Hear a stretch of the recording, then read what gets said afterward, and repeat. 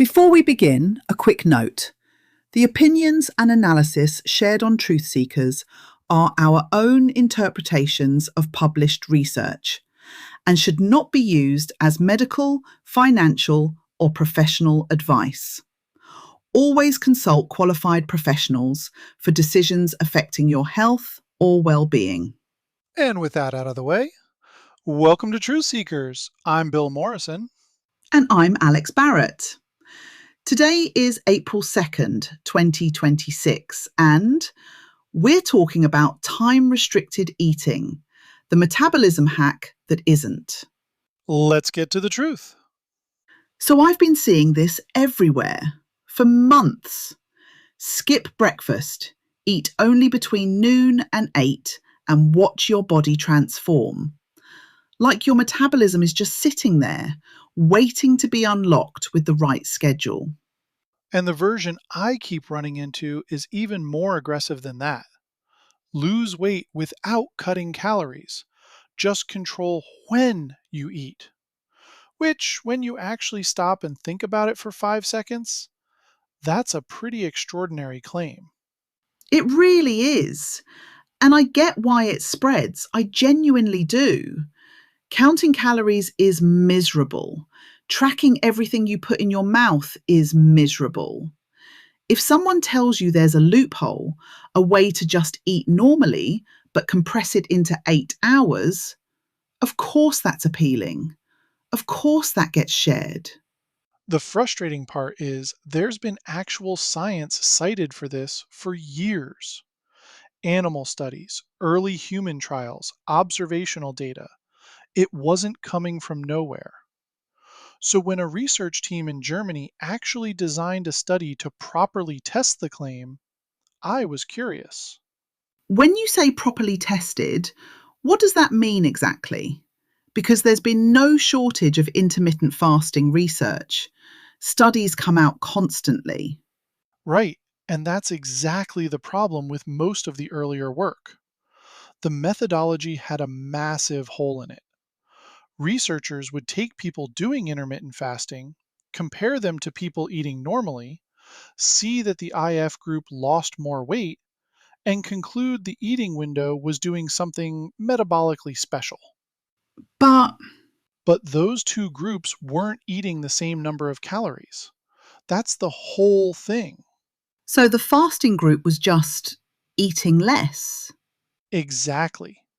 When you compress eating into 8 hours instead of 16, you naturally eat fewer calories because you have fewer hours to eat.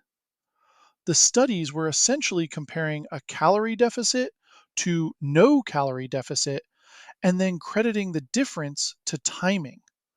That's a confounded variable. You cannot separate what's actually doing the work. Mm. And some researchers clearly agreed that this was a problem because the ChronoFast trial, published in Science Translational Medicine end of 2025, was specifically designed to fix it.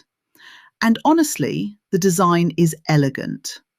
They gave participants identical meals, identical calories, identical nutrients, identical macros. The only variable was when those meals were eaten. So one group ate early in the day, 8 in the morning to 4 in the afternoon. and the other group ate later. 1 in the afternoon to, I want to say, 9 at night. I thought it was 10. No, 9. 1 to 9. Right, okay. Same food, same amounts. And then they measured everything: insulin sensitivity, blood glucose, cholesterol, triglycerides, inflammatory markers, the works. And Essentially nothing. No differences in insulin sensitivity, no differences in fasting glucose or glucose tolerance, no differences in blood fats, inflammatory markers, nothing. The lead researcher was quite direct about it.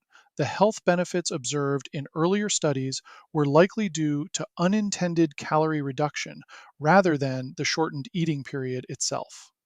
that's not a caveat buried on page 12. That is the conclusion. That is the conclusion. And something did actually change in the study, which I find the most interesting part. When people shifted to the late eating window, their internal circadian clock shifted by about 40 minutes. Sleep timing changed. Even the timing of glucose peaks during the day shifted slightly. So the body is paying attention.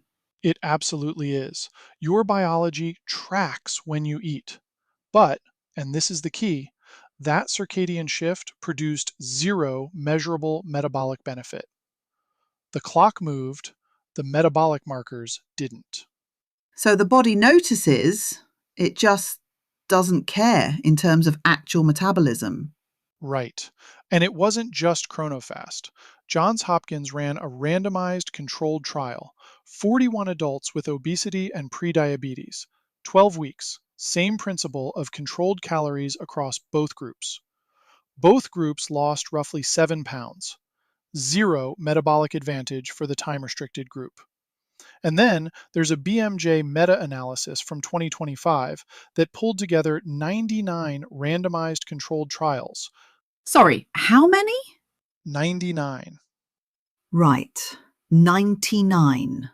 across more than 6,000 adults. And the conclusion was that time restricted eating showed only what they specifically called a trivial weight loss advantage, about 1.7 kilograms. And even that small number came from the IF groups spontaneously eating fewer calories, not from any metabolic transformation. So across multiple well-designed studies, same amount eaten, same result, regardless of the clock. That's the picture. And researchers are now being quite direct about what the earlier work was actually measuring. Now, part of what fed the original excitement was animal research. Rodent studies showed real IF benefits and got translated into human headlines as though mouse metabolism and human metabolism are interchangeable. Which the mouse thing drives me slightly mad, honestly. I remember when I was still at the paper, we'd get these press releases about rodent studies for all kinds of things: memory, cancer, metabolism. And the rule of thumb was treat it as a lead, not a story. That's exactly right. A result in a mouse is a hypothesis worth testing in humans. Different circadian systems, different metabolic rates, completely different lifespans. It's not a conclusion. And yet, that's exactly how those studies got covered. Scientists discover fasting rewires metabolism based on mice. Rodent studies are genuinely useful. They just aren't human trials. And I think part of the problem is that by the time properly controlled human research arrived, The story was already out in the world and running. And here's the thing: I've watched this pattern more times than I'd like to count. You get an early study, small sample, no calorie control, but exciting results. That becomes the headline. Intermittent fasting rewires your metabolism. Shared hundreds of thousands of times. Then, years later, a rigorous controlled trial arrives with a far less exciting finding, and it gets a quarter of the coverage, buried under a narrative that's already calcified into wellness culture. and that dynamic isn't unique to fasting. No, it really isn't. Scientists find intermittent fasting may not have special metabolic effects after all, does not perform like. Scientists discover the eating window that transforms your metabolism. One of those gets shared 50,000 times. The other gets a polite nod from people who already agree with it. The correction is always quieter than the story. Hang on. This is almost exactly the same pattern as the Ozempic episode we did. Do you remember? Same move. It transforms your metabolism, when what it actually does is suppress appetite, so people eat less. The correction was identical. The tool works, just not through the mechanism being claimed. Yes, yeah, I was thinking that actually. The headline mechanism isn't the real mechanism, but the effect is real, just smaller and more mundane. And that framing, mundane, never travels. Never. Anyway, the consequence here is real. Millions of people making decisions based on a mechanism the controlled evidence says doesn't exist.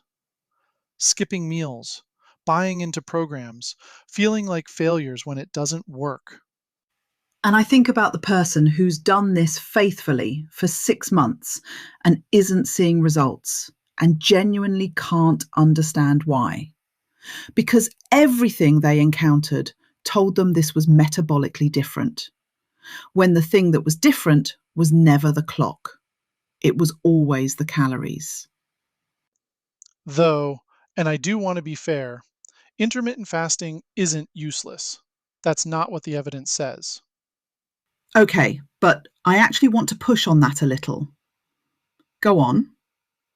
Because I worry that when we say the tool is still valid, it just works differently, what people hear is the loophole still works, just with a different explanation.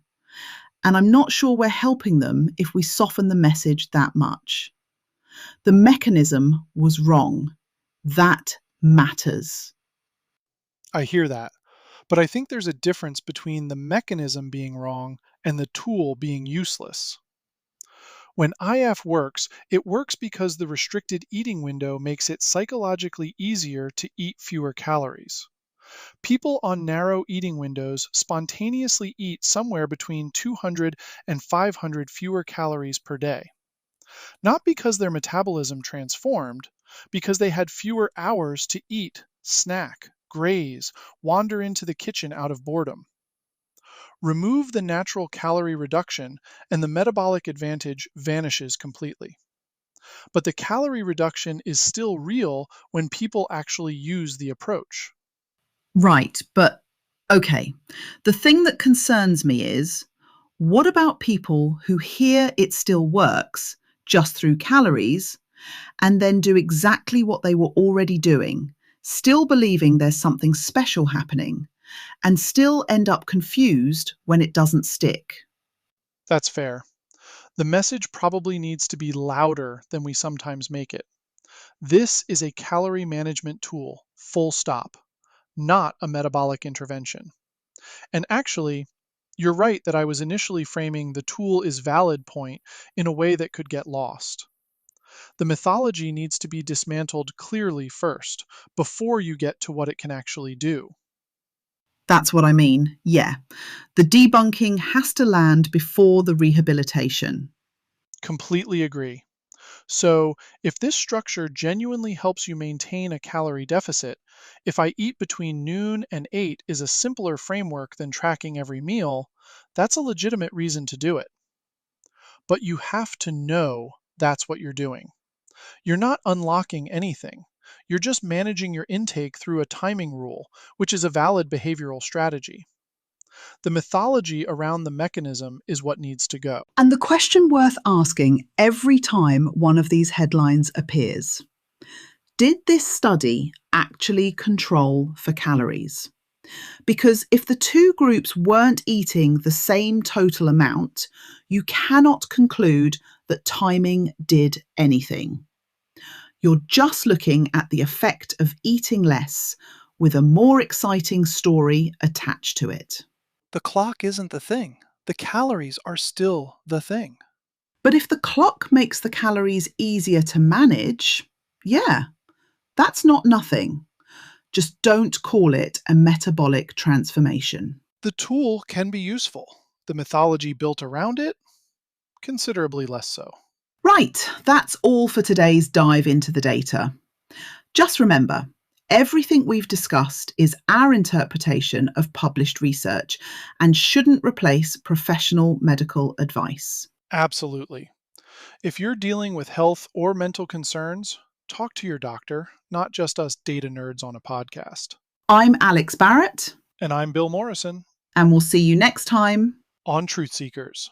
Until then, question everything. But verify with data.